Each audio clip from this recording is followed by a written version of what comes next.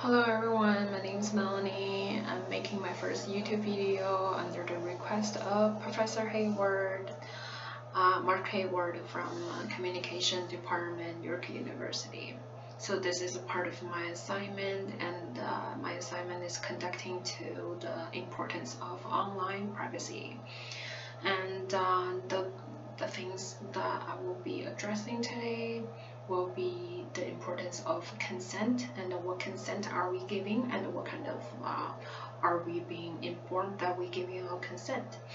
So I'm conducting this research on the platform most famous online shopping platform, Amazon.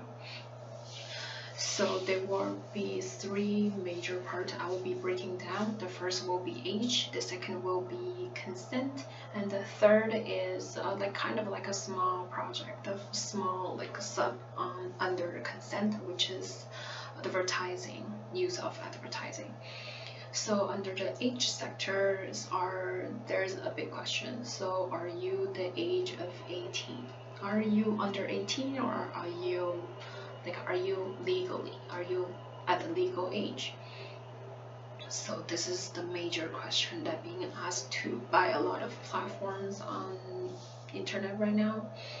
So according to Amazon, which is I'm going to read from my cheat sheet, according to Amazon.ca or .com, I'm going to explain it more later, does not sell products for purchase by children, and we sell children's products for purchase by adults. If you're under 18, you may use Amazon.ca only with the involvement of a parent or a guardian.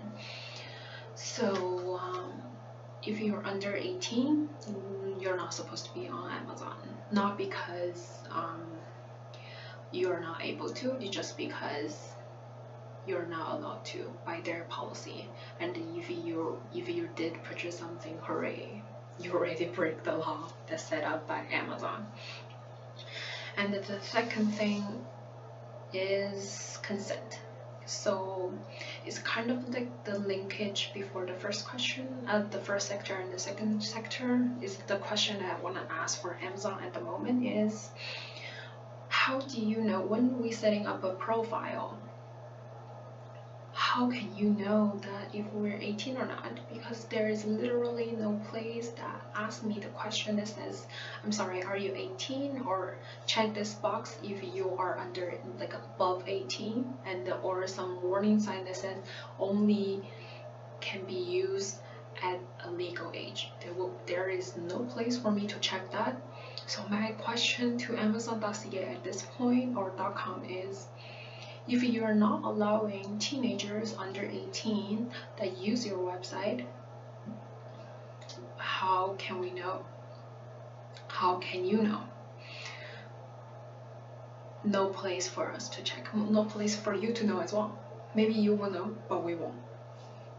Because the internet has no secret. Maybe you're looking at me at this moment, but that's not the point that we're discussing. So pass on. The second part is sectors. I mean the consents. So under consent is, so I will be reading out. So the first question is, are you a member of Amazon? So if you are, yes, very nice. Just wait for a bit. Let me explain to the non-members ones what are they dealing with at the moment. So today when I'm looking on website, like looking on Amazon.ca, the strange thing is they already know my geolocation at the left hand side, we are able to deliver to M3H, which is the postal code zone which my university is at. When I'm searching it out, I was using a school computer that has no any of my personal information at that point. Because if you ever use a school computer, you will know once you log off, even though you're within the same computer, once you log off, all the information your site, like your Facebook ID, your Chrome ID, your Hotmail, anything like that, you have to be re-sign in because it's all erased.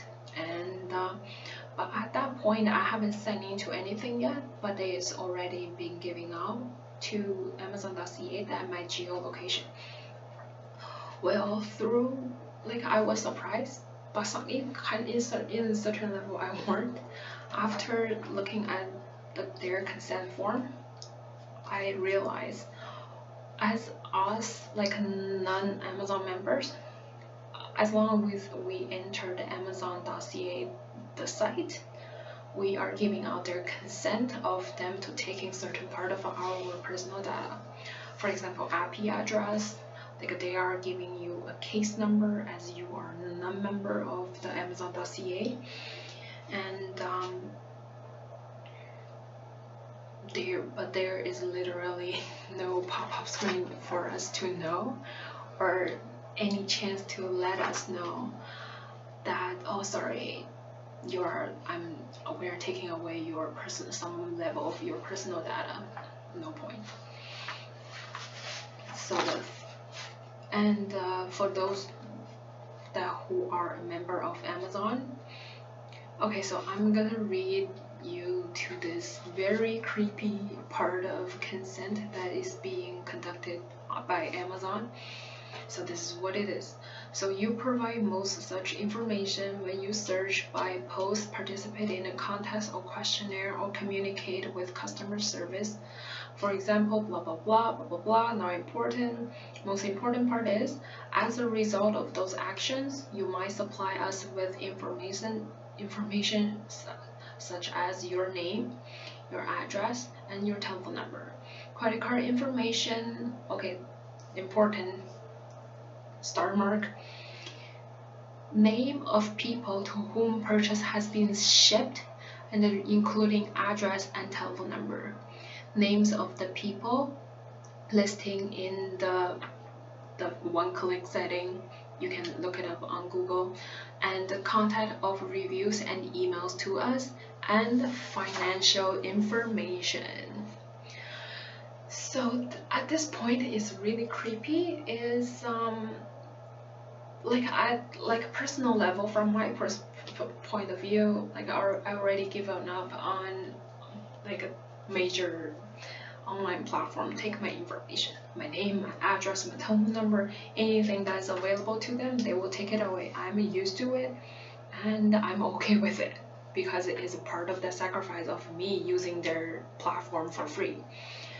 But the creepy part here is name of people to whom purchase have been shipped, including address and telephone number. So if I'm buying something for my Professor Hayward, and he trusted me with his address and telephone number in order to receive a package, Amazon has the legal rights to collect the data without the consent of Professor Hayward, which is creepy, because I'm myself as a third person, a friend of Professor Hayward, are selling out his information by giving him a gift, by sending him a gift. That's the concept that Amazons are taking. On what level give me the right to sell out other people's information, and in what level does Amazon has the legal rights to take away Professor Hayward's personal information under the information that I provided? Well, questionable. And the third is financial information. At first, I was tripped by the word. I didn't really understand what the financial information means, so I googled them. And it basically says your asset, your liability, and whatever related to that. So basically, Amazon is not only collecting my name, my address, my telephone number now, and my billing information, my credit card number. It's collecting my financial information.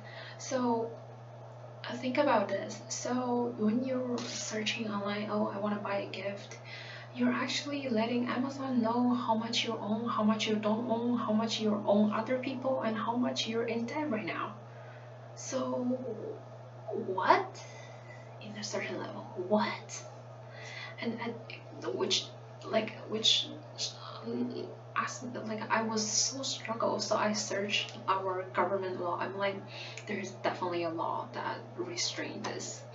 Well, surprise you or not, there's not. So our law, the PIPPEA, were actually amended 2015 June the 30th, and I guess when did they update this information? It's on October 2017, which is 2 months ago. Sorry. So as Amazon's policy being updated every month, even like every day, they're amending their law to be protecting themselves, like not to be in legal trouble. But as the like our protector, the government, the law updated 2 years ago, which is like in the information society, I think 2 years makes a lot of difference. iPhone has already been changed from iPhone 5 to iPhone X now, but our law is still applying to the things that are 2015, like, which is not making sense, and it's not really protecting, like not doing any protection uses. And the third, okay, so that sets aside, and the third thing is the use of advertisement. So as you're you're supposed to read the consent form and the private policy, like a policy and stuff, but you didn't. You are giving out the rights of them collecting your shopping habits, your recent review, and your personal information, and the term of the things that you love. So I guess at this point, there's one thing I want to ask. Like, I understand in a certain level that a lot of us don't read the condition, terms, and policies. Not because it's because it's a waste of time, but there's because of reason. If we don't agree to this condition or terms, or we have any problem with it, that means that we're not able to use this platform. So, like, because a lot of people say, oh, because you're using this for free, that's why you're sacrificing a lot of things. Well, maybe I want to use it for like a certain amount of fee, but without sacrificing my online information, a lot of information. Not only me, my friends' information, my financial background, like, which is something not really related to my online shopping. All I wanted to do was buy a pair of jeans, but now Amazon has my credit card information, my name, my address, my phone number, even how much I'm in debt to OSAP right now. Well, which is very scary. And our laws are basically no use at all. Not no use at all. Like, and one more thing I want to conduct is there's a difference between Amazon.ca and Amazon.com. So Amazon.com is owned by Amazon, that's for sure. But all our data are actually being collected by Amazon and stored in the United States. So ourselves as a Canadian citizen, our, like, the worst of them all, like our most important and precious personal information are not on the hand of Canadian government, is on the hand of American government. But we're conducting this. We can't say no, because that's the only way you will use Amazon. And Amazon has the best deal, not the best deal, but some of the best deals. The reason why I want to do this topic is I was so surprised on how, like, all this advertisements can follow me everywhere once I look at one thing. But after I take a closer look to this topic, I realize how, like, idiotic this issue can be.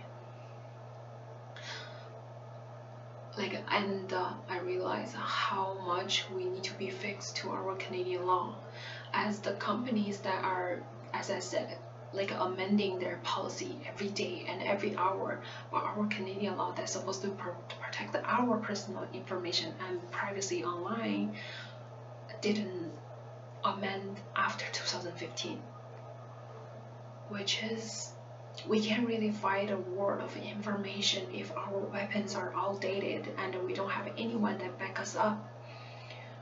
We become a slave of that being consumed by all these major sectors and major information companies. That's what I'm gonna address in this video. Maybe a cause of awareness. Thank you so much for looking at my video. Thank you.